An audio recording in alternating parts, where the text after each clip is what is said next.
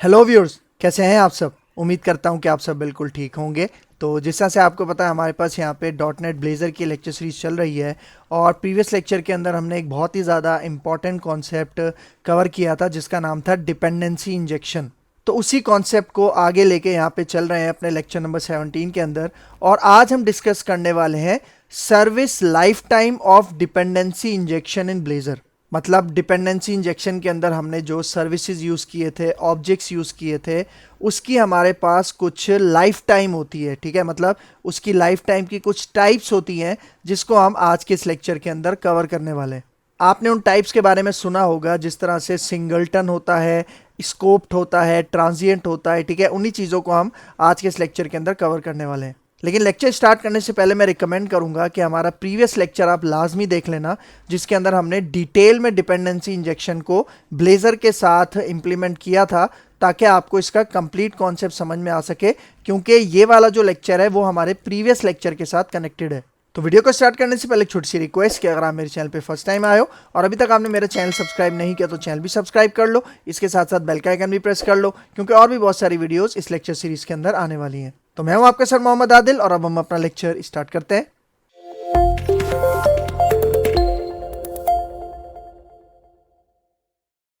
तो भाई देखो, पहले तो ये समझो कि हमारे पास ये जो सर्विस का ये जो लाइफ टाइम है, ठीक है, ये बेसिकली होता क्या है। पहले इसको समझो, फिर हम इसके प्रैक्टिकल की तरफ चलेंगे। ठीक है, तो यहाँ पे देखो क्या कह रहा है, what does service life time mean, मतलब इसका मतलब क्या है सर्विस की लाइफ टाइम का। ठीक है, तो यहाँ पे देखो, a service lifetime defines how long a service instance lives and how it is shared in the application. मतलब देखो, दो बातें यहाँ पे बता रहा है। भाई देखो, मैंने आपको बताया था कि सर्विस क्या होती है।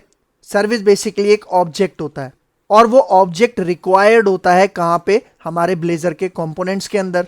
तो डिपेंडेंसी इंजेक्शन क्या करता है कि ब्लेजर के जो कंपोनेंट्स हैं उनको जो ऑब्जेक्ट, जो सर्विस रिक्वायर्ड होती है, उसको ऑटोमेटिक तरीके से क्या करता है, इंजेक्ट करता है ब्लेजर के कंपोनेंट के अंदर। इस कॉन्सेप्ट को हम कहते हैं डिपेंडेंसी इंजेक्शन।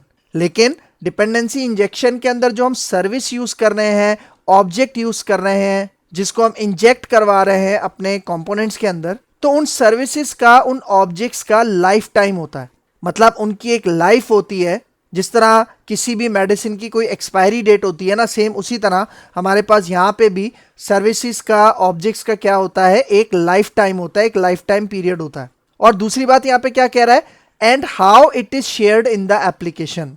भाई देखो, हमारी एप्लीकेशन के अंदर बहुत सारे पेजेस होते हैं, बहुत सारे यूजर्स उनको यूज करते हैं। ठीक है, तो जो हमारा डेटा है, जो हमारी सर्विसेज है, ऑब्जेक्ट्स हैं, वो पूरी एप्लीकेशन में शेयर किस तरह से होती है, उसको भी हम देखेंगे सर्विस लाइफ टाइम के अंदर। ठीक है भाई, देखो यहाँ पे क्या कह रहा है, इंस्टेंस। इंस्टेंस मैंने बताया था हमारी सर्विस का ऑब्जेक्ट। मतलब हमने प्रीवियस लेक्चर के अंदर देखा था ना कि सर्विस हम किसे कह रहे हैं, क्लास को कह रहे हैं, और उस क्लास का हम क्या बनाते हैं, एक इंस्टेंस बनाते हैं। इंस्टेंस मतलब ऑब्जेक्ट।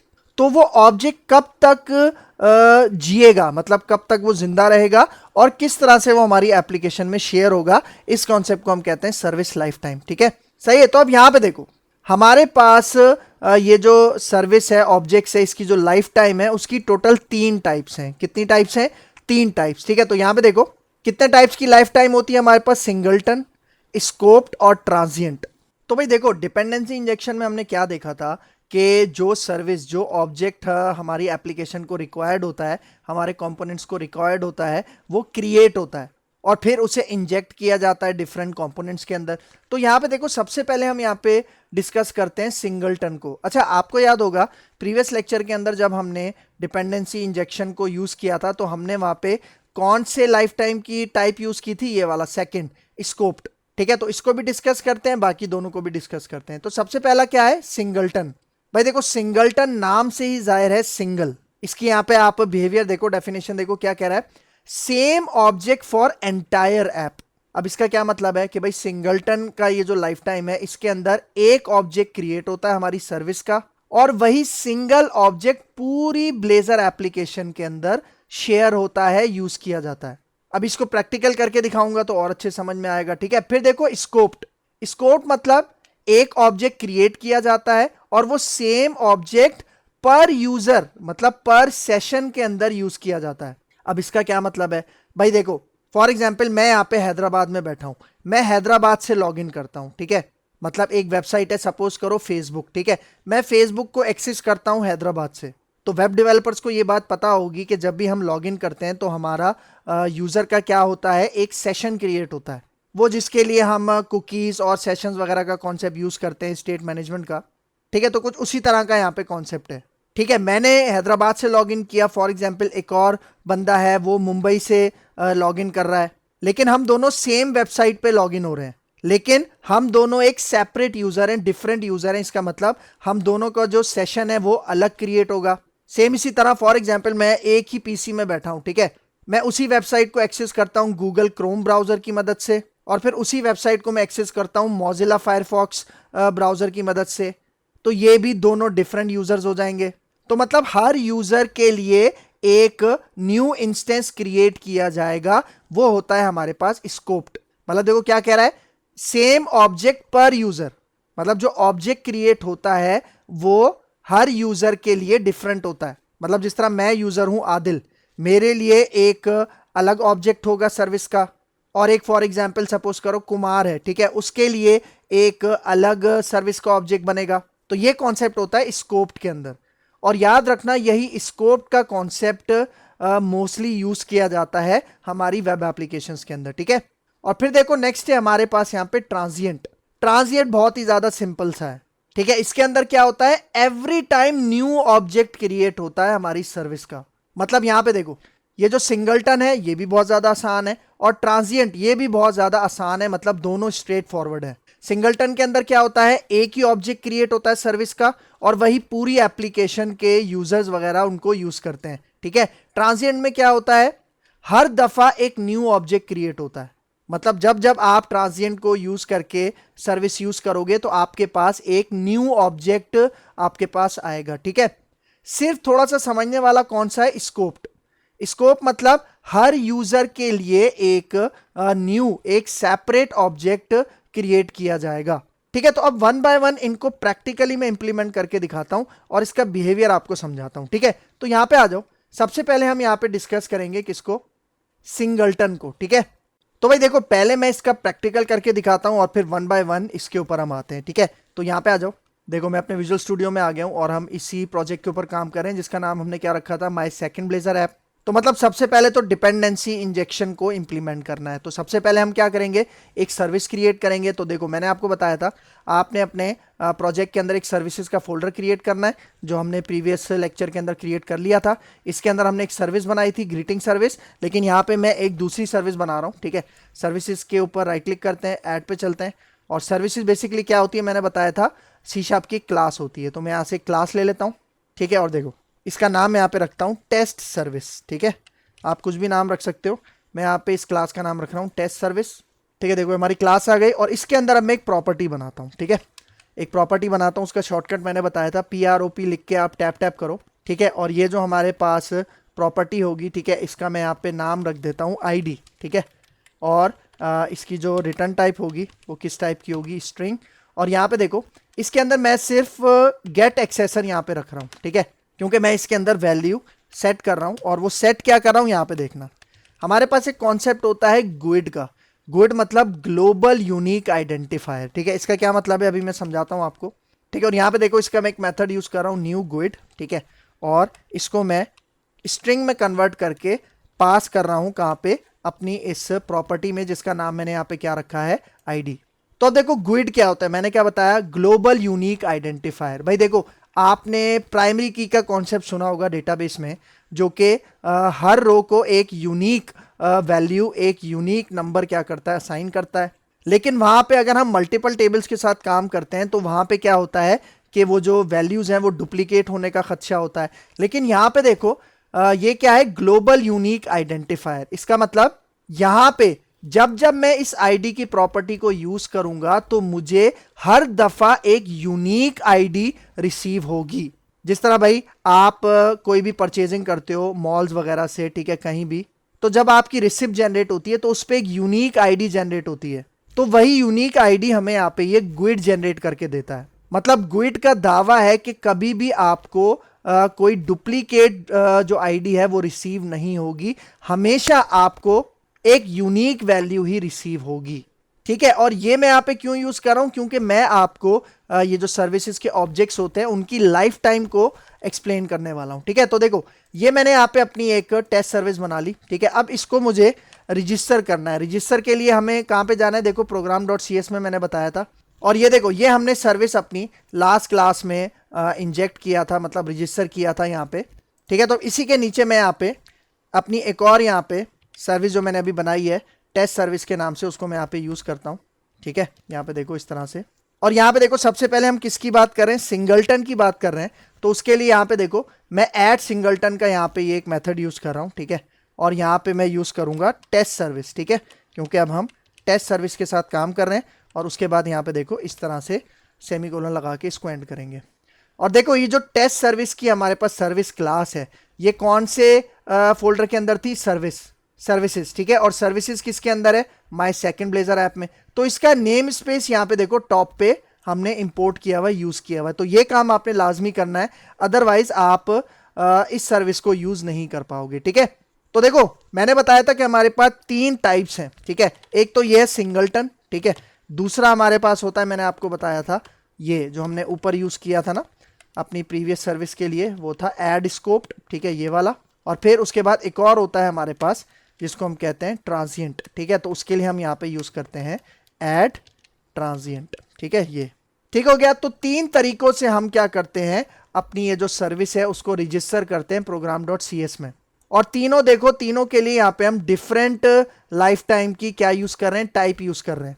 तो 1 बाय 1 हम इसको एक्सप्लेन करते हैं। ठीक है, सबसे पहले मैं यहाँ पे इन दोनों को कमेंट करता हूं और सबसे पहले मैं ये सिंगलटन को एक्सप्लेन करता हूं। सिंगलटन के बारे में मैंने क्या बताया कि एक ही ऑब्जेक्ट क्रिएट होगा इस सर्विस का, और पूरी हमारी एंटायर ब्लेजर एप्लीकेशन के अंदर वही ऑब्जेक्ट यूज होगा।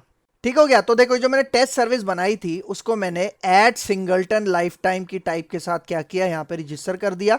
और अब यहाँ पे मुझे इस सर्विस को इंजेक्ट करना है किसी कंपोनेंट के अंदर, तो वो मैं कंपोनेंट भी क्रिएट कर लेता हूँ। ठीक है, कंपोनेंट्स के फोल्डर के अंदर जाना है, यहाँ पे पेजेस का फोल्डर है। ठीक है, इसके अंदर हमने अपना कंपोनेंट क्रिएट करना है। राइट क्लिक करते हैं। ठीक है, और यहाँ पे चलते हैं ऐड पे, और यहाँ से रेजर कंपोनेंट में, और मैं अपने इस कंपोनेंट का नाम भी रख देता हूँ टेस्ट कंपोनेंट। ठीक है, टेस्ट कंपोनेंट में यहाँ पे इसका नाम रखता हूँ, और ऐड पे क्लिक करते हैं या एंटर कर दो। ठीक है, तो ये देखो ये हमारे पास आ चुका है यहाँ पे। ठीक है, कंपोनेंट क्रिएट हो चुका है। तो सबसे पहले यहाँ पे मुझे क्या करना है, इंजेक्ट करना है। ठीक है, इंजेक्ट क्या करना है अपनी ये सर्विस, तो उसके लिए @inject हम यूज करते हैं। और मैंने जो अपनी सर्विस बनाई है उसका नाम क्या रखा है मैंने, टेस्ट सर्विस। ठीक है, और इसकी जो प्रॉपर्टी है, ठीक है, उसका नाम मैं यहाँ पे रख देता हूँ service1। ये सारी चीज़ें मैं एक्सप्लेन नहीं कर रहा क्योंकि मैं प्रीवियस लेक्चर के अंदर बहुत ज़्यादा डिटेल में और डीप में एक्सप्लेन कर चुका हूँ। ठीक है, तो देखो अभी हमारी टेस्ट सर्विस जो हमने सर्विस क्लास बनाई थी उसके नीचे एरर आ रहा है। वो एरर क्यों आ रहा है, क्योंकि देखो इसका नेम स्पेस हमें यहाँ पे रिजॉल्व करना है। ठीक है, आपने ड्रॉप डाउन पे क्लिक करना है, यहाँ पे जाके जैसे ही आप इस लाइन को ऐड करोगे तो यहाँ पे जो एरर आ रहा था वो चला जाएगा। ठीक है, तो देखो अभी मैंने एक सर्विस का यहाँ पे ये जो इंजेक्ट किया है। ठीक है, इसी तरह मैं एक दूसरा भी यहाँ पे प्रॉपर्टी बना रहा हूँ। ठीक है, और उसका नाम यहाँ पे रखता हूँ service2। मतलब 2 प्रॉपर्टीज मैं यहाँ पे यूज कर रहा हूँ। ठीक है, इसकी एक वजह है 2 प्रॉपर्टीज यूज करने का, वरना एक प्रॉपर्टी से भी हमारा काम हो जाता, लेकिन चूंकि मैं कॉन्सेप्ट यहाँ पे आपको समझा रहा हूँ तो इसलिए ये जरूरी है। ठीक है, देखो मैं यहाँ पे एक h2 का टैग बनाता हूँ और उस पर यहाँ पे मैं कहता हूँ सर्विस ID1। ठीक है, और इसके बाद यहाँ पे देखो @ लगाता हूँ, और ये जो service1 की प्रॉपर्टी थी मैं इसको यूज करता हूँ। ठीक है, service1 और डॉट लगा के हमने एक मेथड बनाया था। ठीक है, मेथड नहीं सॉरी, हमने प्रॉपर्टी बनाई थी जिसका क्या नाम था, यहाँ पे देखो ID। ठीक है, और ये ID की जो प्रॉपर्टी है क्या कर रही थी मैं आपको दिखाता हूँ। देखो ये ID हमें एक न्यू ग्लोबल यूनिक आइडेंटिफायर एक जनरेट करके दे रहा था। और ये क्या होती है, ये एक बड़ी सी ID होती है जो कि हर दफा यूनिक होती है। ठीक है, तो ये एक न्यू ID जनरेट हमें करके देगा और स्ट्रिंग में कन्वर्ट करके हमारे पास यहाँ पे आके स्टोर हो जाएगी। ठीक है, फिर मैं इसी को कॉपी करता हूँ और मैं यहाँ पे एक दूसरा h2 बनाता हूँ, और इसके अंदर यहाँ पे देखो मैं कहता हूँ सर्विस ID2, और इसके अंदर यहाँ पे जो प्रॉपर्टी है वो मैं यूज करता हूँ service2.id। ठीक है, सही है। और अब इसको कॉल करने के लिए मैं क्या करता हूँ, यहाँ पे मतलब इस पेज को रन करने के लिए मैंने आपको बताया था पेज डायरेक्टिव का हम यहाँ पे यूज करते हैं, और /, और यहाँ पे मैं इसको कह देता हूँ टेस्ट। ठीक है, मतलब जब मैं ये यूआरएल यहाँ पे एंटर करूंगा तो ये वाला कंपोनेंट हमारे पास रेंडर हो जाएगा, डिस्प्ले हो जाएगा, ठीक है। तो एक बात अभी आपने याद रखना है कि ये जो मैंने यहाँ पे अपनी सर्विस को इंजेक्ट किया है, ये इसमें मैंने लाइफ टाइम कौन सी यूज की है, यहाँ पे देखो, यहाँ पे दिखाता हूं मैं आपको, ये देखो ऐड सिंगलटन यूज किया, ये याद रखना। और ऐड सिंगलटन में क्या होता है, एक ही ऑब्जेक्ट क्रिएट होता है जो कि एंटायर एप्लीकेशन के अंदर यूज किया जाता है, शेयर किया जाता है, ठीक है। तो देखो अब अपनी एप्लीकेशन को यहाँ पे रन करते हैं और इसका रिजल्ट देखते हैं, ठीक है। तो यहाँ पे देखो एप्लीकेशन हमारी रन हो चुकी है, ठीक है। और हम अपना जो हमने यूआरएल बनाया था, ठीक है, /test, ठीक है, यहाँ पे आके एंटर करते हैं। तो ये देखो, ये आपको एक बड़ी सी आईडी नजर आ रही है, ठीक है, ये वाली, इसको मैं कह रहा हूं ग्लोबली यूनिक आइडेंटिफायर। और देखो ये एक इतनी बड़ी आईडी है, यही वजह है कि ये कभी भी डुप्लीकेट नहीं हो सकती। मतलब जब जब ये आपको कोई आईडी जनरेट करके देगा तो वो मेक श्योर करेगा कि वो यूनिक होनी चाहिए, देख रहे हो। लेकिन अभी यहाँ पे क्या हो रहा है, अभी यहाँ पे आप देखो कि दोनों जगह एक ही आईडी आपको यहाँ पे रिसीव हो रही है। और ऐसा क्यों हो रहा है, क्योंकि हमने यहाँ पे सिंगलटन स्कोप यूज किया था और उसने हमारी सर्विस का सिर्फ एक ऑब्जेक्ट क्रिएट करके दिया, जिसकी प्रॉपर्टी के अंदर यहाँ पे देखो हमें एक ही आईडी, मतलब सेम आईडी देखने को मिल रही है, सही है। और देखो अगर मैं यहां से ये यूआरएल ओपन करता हूं, ठीक है, मतलब हमारी एप्लीकेशन इस वक्त रनिंग स्टेट के अंदर है, मैं अभी कौन से ब्राउजर में हूं, यहाँ पे देखो माइक्रोसॉफ्ट एज ब्राउजर में हूं, ठीक है। यहां से मैंने लिंक कॉपी किया अपना यूआरएल और अब मैं चलता हूं अपने गूगल क्रोम में, ठीक है। देखो गूगल क्रोम में यहाँ पे ओपन करता हूं और यहाँ पे मैं यही वाला यूआरएल यहाँ पे एंटर करता हूं, ठीक है। तो आप रिजल्ट देखना, तो ये देखो यहां पे भी आपको वही सेम आईडी देखने को मिल रही है, क्योंकि एक सिंगलटन ऑब्जेक्ट ही हमारे पास, एक सिंगल ऑब्जेक्ट ही हमारे पास यूज हो रहा है हमारी सर्विस का, देख रहे हो। आप इसको देख लो 799206, ठीक है। तो यहां पे भी यही है और आगे आ जाओ, यहां पे देखो एच के अंदर, माइक्रोसॉफ्ट एच के अंदर यहां पे भी वही सेम आईडी आपको देखने को मिल रही है, ठीक है। तो ये कॉन्सेप्ट होता है हमारे पास किसका, एड सिंगलटन, जो हमने लाइफ टाइम यूज की है उसका, ठीक है। तो देखो यहां पे आके मैं इसको स्टॉप करता हूं, ठीक है, और अब इसकी स्लाइड पे आ जाओ, ठीक है। देखो अब सिंगलटन के बारे में आपको क्या बता रहे हैं, यहाँ पे देखो इस तरह से आपने अपनी टेस्ट सर्विस को, मतलब जो भी सर्विस क्लास आपने बनाई है उसको इस तरह से रजिस्टर करना है program.cs में, जिसमें आपने ऐड सिंगलटन का यहाँ पे ये मेथड यूज करना है, ठीक है। और अब देखो इसका काम क्या है, ठीक है, इसकी डेफिनेशन यहाँ पे देखो क्या कह रहा है, ओनली वन इंस्टेंस, इंस्टेंस मतलब ऑब्जेक्ट, किसका ऑब्जेक्ट, सर्विस का, आपकी सर्विस क्लास का, ठीक है। तो देखो वही एक इंस्टेंस पूरी एंटायर ऐप, मतलब पूरी ब्लेजर एप्लीकेशन के अंदर यूज होता है, मतलब शेयर होता है। तो जितने भी यूजर्स आपकी वेब एप्लीकेशन को यूज करेंगे उन्हें यही सिंगल इंस्टेंस ही रिसीव होगा। फिर देखो सेकंड पॉइंट, शेयर्ड एवरीवेयर, मतलब एक ही इंस्टेंस क्रिएट होगा और वही हर जगह पे शेयर होगा, मतलब हर यूजर के पास हर ब्राउजर के अंदर वो सेम आपको मिलेगा, सेम शेयर होगा, ठीक है। फिर आ जाओ नेक्स्ट, नेक्स्ट है अब हमारे पास केस 2, जिसका क्या नाम है, स्कोप्ड। और मैंने बताया था यही इंपॉर्टेंट है ब्लेजर एप्लीकेशन के अंदर, क्योंकि यही मोस्टली यूज किया जाता है, ठीक है। तो इसके लिए हमने क्या करना है, कुछ भी नहीं करना, सिर्फ वो जो ऐड सिंगलटन था उसकी जगह यहाँ पे ऐड स्कोप्ड हमने लगाना है, ठीक है। तो यहाँ पे आ जाओ, ठीक है। ये देखो अब ये वाली जो लाइन है, अब मैं ये वाली लाइन यहाँ से कमेंट आउट करता हूँ और ये वाली जो लाइन है इसको मैं अनकमेंट कर देता हूं, जिसके अंदर मैंने ऐड स्कोप यहाँ पे यूज किया हुआ है, ठीक है। और ऐड स्कोप के बारे में मैंने क्या बताया, यहाँ पे देखो same instance with in one user session, मतलब मैंने बताया था ना कि जब भी कोई यूजर लॉग इन होता है तो उसका एक न्यू सेशन, एक सेपरेट सेशन क्रिएट किया जाता है। तो ये जो सर्विस क्लास का जो ऑब्जेक्ट बनेगा वो हर यूजर के लिए सेपरेट होगा, मतलब आदिल के लिए एक अलग ये इंस्टेंस होगा, कुमार के लिए अलग होगा, इसी तरह अली के लिए अलग होगा, सुरेश के लिए अलग होगा, ठीक है। ताकि जो डिफरेंट यूजर है हर यूजर को अपना ही डेटा वहां पे देखने को मिले, वहां पे डेटा लीक भी ना हो, ठीक है। तो ये पॉइंट आपने याद रखना है। फिर देखो next point, new instance for each user, मतलब हर यूजर के लिए एक नया इंस्टेंस क्रिएट होता है, नया ऑब्जेक्ट क्रिएट होता है हमारी सर्विस का। मतलब ऐसा नहीं होगा कि आदिल का जो ऑब्जेक्ट है, ठीक है, वो कुमार के पास भी यूज हो रहा है, नहीं, कुमार का एक सेपरेट बनेगा, एक डिफरेंट, एक न्यू इंस्टेंस उसको मिलेगा, ठीक है। तो देखो इसको भी मैं आपको करके दिखाता हूं यहाँ पे, ठीक है। देखो यहाँ पे अब मैंने अपनी टेस्ट सर्विस को रजिस्टर किया, कौन से लाइफ टाइम के साथ, ऐड स्कोप, ठीक है। तो अब यहाँ पे आपने कुछ भी नहीं करना, बाकी सारी चीजें सेम है, हम सिर्फ अपनी एप्लीकेशन को रन करते हैं और इसका मैं रिजल्ट आपको दिखाता हूँ, ठीक है। ठीक है, देखो हमारी एप्लीकेशन यहाँ पे रन हो चुकी है, ठीक है। तो हम चलते हैं अपने टेस्ट कंपोनेंट में, जिसके लिए /test URL में एंटर करना है, ठीक है। तो अब यहाँ पे देखो अभी आपको यहाँ पे देखो सर्विस 1 के अंदर भी एक ही आईडी मिल रही है और सर्विस 2 के अंदर भी सेम आईडी है, क्योंकि अभी हमारे पास जो सेशन है, जो यूजर है वो सेम है, इसलिए दोनों के पास एक सिंगल इंस्टेंस ही यहाँ पे उसको मिल रहा है। इसलिए यहाँ पे देखो ये जो आईडी है वो भी सेम है। लेकिन अगर मैं ब्राउजर चेंज कर लूं, मतलब अभी मैं कौन से ब्राउजर पे हूं, मैं अभी माइक्रोसॉफ्ट एज वाले ब्राउजर पे हूं, लेकिन अगर मैं किसी दूसरे ब्राउजर पे चला जाऊं तो मैं एक दूसरा यूजर माना जाऊंगा। सेम इसी तरह अगर आप हैदराबाद से लॉग इन हो रहे हो, ठीक है, मतलब अपने क्रेडेंशियल्स के साथ, अपने यूजर नेम पासवर्ड के साथ आप यहाँ पे लॉग इन हो रहे हो और हैदराबाद में ही किसी और जगह पे एक दूसरा बंदा है, वो भी सेम वेबसाइट को यूज कर रहा है, लेकिन उसके जो लॉग इन क्रेडेंशियल्स हैं वो डिफरेंट है, मतलब वो एक डिफरेंट यूजर है, तो उसके लिए एक सेपरेट इंस्टेंस बनेगा, एक न्यू इंस्टेंस बनेगा उस सर्विस का।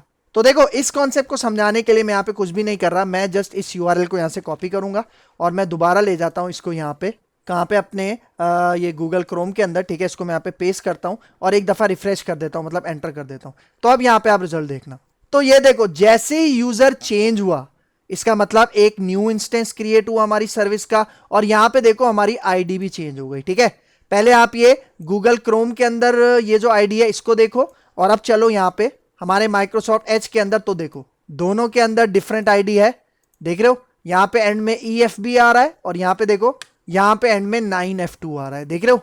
तो ये कॉन्सेप्ट है हमारे पास किसका, एड स्कोप्ड का, मतलब स्कोप वाले सर्विस की लाइफ टाइम का, ठीक है भाई। देखो सेम यही कॉन्सेप्ट अगर आप लॉगिन करके भी इंप्लीमेंट करोगे ना, तब भी आपको सेम रिजल्ट मिलेगा, क्योंकि अभी तक हमने यहाँ पे लॉगिन का काम नहीं सीखा, तो इसलिए मैं आपको इस एग्जाम्पल को डिफरेंट ब्राउजर की मदद से समझा रहा हूँ, ठीक है। फिर आगे आ जाओ, ठीक है। यहाँ पे देखो अब मैं इसको स्टॉप करता हूँ और अब चलते हैं नेक्स्ट की तरफ, ठीक है। तो देखो ये स्कोप, जिसके लिए एड स्कोप का हमने यहाँ पे यूज किया था, ये समझ में आ गया होगा। अब आगे आ जाओ नेक्स्ट, केस 3 मतलब ट्रांजिएंट, ठीक है, जिसके अंदर हम यहाँ पे देखो हम यहाँ पे क्या यूज कर रहे हैं, एड ट्रांजिएंट, अब यहाँ पे हम यूज कर रहे हैं, ठीक है। और इसका कॉन्सेप्ट बहुत ज्यादा सिंपल था, क्या था, यहाँ पे देखो new object every time injected, मतलब जब जब आप इस सर्विस का ऑब्जेक्ट यूज करोगे तब तब आपको एक न्यू इंस्टेंस मिलेगा, मतलब हर दफा हर रिफ्रेश करने के ऊपर भी आपको एक न्यू इंस्टेंस यहाँ पे मिलेगा।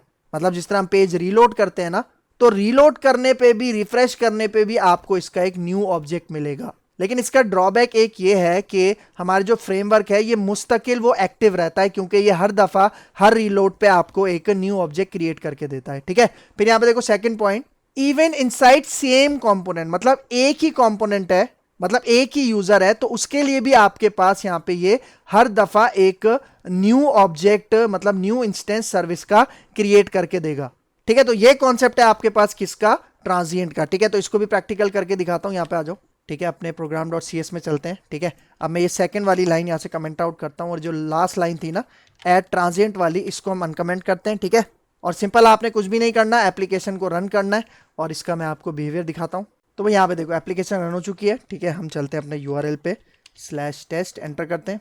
तो ये देखो मैंने यहाँ पे सर्विस की अलग अलग, मतलब 2 दफा उसको इंजेक्ट किया था ना, तो देखो यहाँ पे हमारे पास जब जब मैं सर्विस को यहाँ पे उसकी प्रॉपर्टी को कॉल कर रहा हूं, तो देखो हर दफा मुझे यहाँ पे एक न्यू इंस्टेंस देखने को मिल रहा है, देख रहे हो। यहाँ पे अलग है, यहाँ पे अलग है, इसलिए दोनों की जो आईडीज है वो देखो आपको डिफरेंट देखने को यहाँ पे मिल रही हैं, ठीक है। सेम इसी तरह अगर मैं अब अपने URL को कॉपी करता हूँ यहाँ से, और मैं गूगल क्रोम वाले ब्राउजर पे लेके जाता हूँ, क्योंकि अभी मैं कहाँ पर हूँ, अभी मैं अपने एज ब्राउजर पे हूँ, ठीक है। तो यहाँ पे चलते हैं, ठीक है। मैं इसको पेस्ट करता हूँ, यहाँ पे आके हम रिफ्रेश करते हैं, तो ये देखो यहां पे भी डिफरेंट है दोनों में, देख रहे हो, ये भी डिफरेंट है, ये भी डिफरेंट है, और ये दोनों जो आईडीज हैं, ये जो दोनों सर्विसेज हैं, ठीक है, ये इसके भी डिफरेंट है। ये देखो मतलब ये जो हमने एच पे बनाया था ना, एच पे कॉल किया था, यहाँ पे देखो ये दोनों भी एक दूसरे से नहीं मिल रहा है, मतलब डिफरेंट है, मतलब ये दोनों भी डिफरेंट है हमारे एज ब्राउजर में, और यहाँ पे देखो ये दोनों भी डिफरेंट है हमारे गूगल क्रोम ब्राउजर में, देख रहे हो। तो ये कॉन्सेप्ट होता है आपके पास किसका, ट्रांजिएंट स्कोप का, जिसके अंदर हर दफा एक न्यू ऑब्जेक्ट का ये जो इंस्टेंस है, मतलब सर्विस का, वो आपको देखने को मिलता है, ठीक है। तो ये था इन तीनों के अंदर डिफरेंस, ठीक है। अच्छा अब कुछ इंपॉर्टेंट पॉइंट्स हैं, ठीक है। ये कॉन्सेप्ट मैंने आपको समझा दिया है तीनों का। अब देखो रियल लाइफ यूज केसेस, मतलब रियल लाइफ एप्लीकेशंस के अंदर हम कहाँ पे ट्रांजिएंट यूज करेंगे, कहाँ पे सिंगलटन यूज करेंगे, और कहाँ पे स्कोप यूज करेंगे, अब इसकी बात करते हैं, ठीक है। तो यहाँ पे देखो सिंगलटन कहाँ पे यूज होगा, व्हेन ऐप वाइड कॉन्फ़िगरेशन, मतलब कोई ऐसी कॉन्फ़िगरेशन जो कि हमें अपनी एंटायर एप्लीकेशन के अंदर चाहिए, तो उसके लिए हम यहाँ पे क्या यूज करेंगे, सिंगलटन। फिर सेम इसी तरह लॉगिंग सर्विस। लॉगिंग क्या होती है कि भाई कोई डिटेल्स हैं उसे हमें कैप्चर करके कहीं पे स्टोर करना है, लॉग करना है, उसके लिए कोई सर्विस बनानी है, तो उसके लिए हम यहाँ पे सिंगलटन ये जो लाइफ टाइम है उसको यूज करते हैं, ठीक है।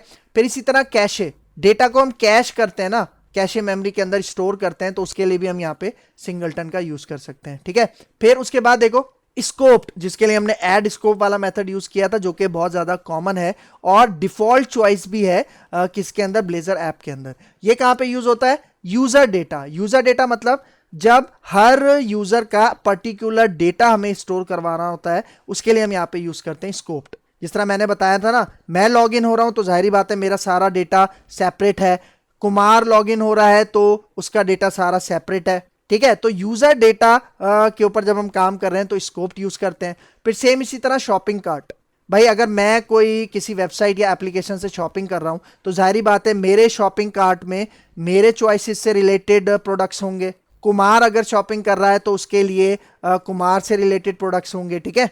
तो जहां पे हमें ये यूजर्स के अकॉर्डिंग डिफरेंशिएट करना है, वहां पे हम ये स्कोप का कॉन्सेप्ट यूज करते हैं, ठीक है। फिर सेम इसी तरह सेशन बेस्ड लॉजिक, मैंने आपको बताया था कि जब भी यूजर लॉग इन होता है किसी भी वेबसाइट में तो उसका एक सेशन क्रिएट होता है।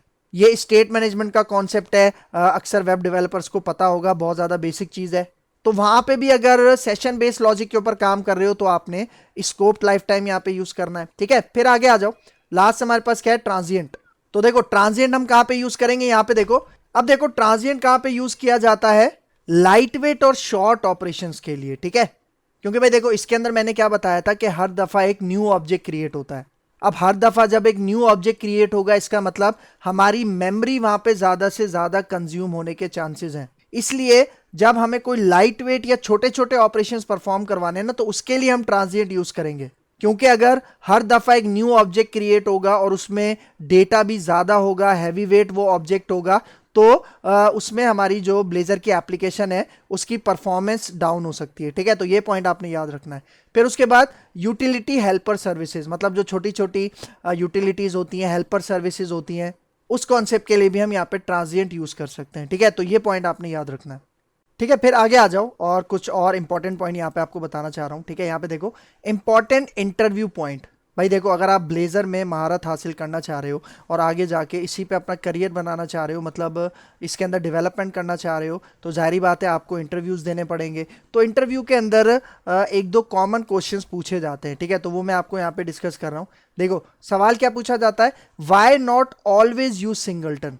मतलब सवाल क्या हो सकता है कि हर दफा हम सिंगलटन यूज क्यों नहीं करते, मतलब हमेशा हम सिंगलटन यूज क्यों नहीं कर सकते, उसकी वजह देखो, बिकॉज यहां पे क्या कह रहा है, data can leak between users. क्योंकि भाई देखो सिंगलटन में क्या होता है, एक ही ऑब्जेक्ट क्रिएट होता है और वही शेयर होता है, मतलब जितने भी यूजर्स हैं उन सब के पास एक ही ऑब्जेक्ट जाएगा। तो एक ही ऑब्जेक्ट जाएगा, इसका मतलब उस ऑब्जेक्ट के अंदर जो डेटा है वो सारे यूजर्स के अंदर क्या हो सकता है, शेयर हो सकता है, लीक हो सकता है, ठीक है।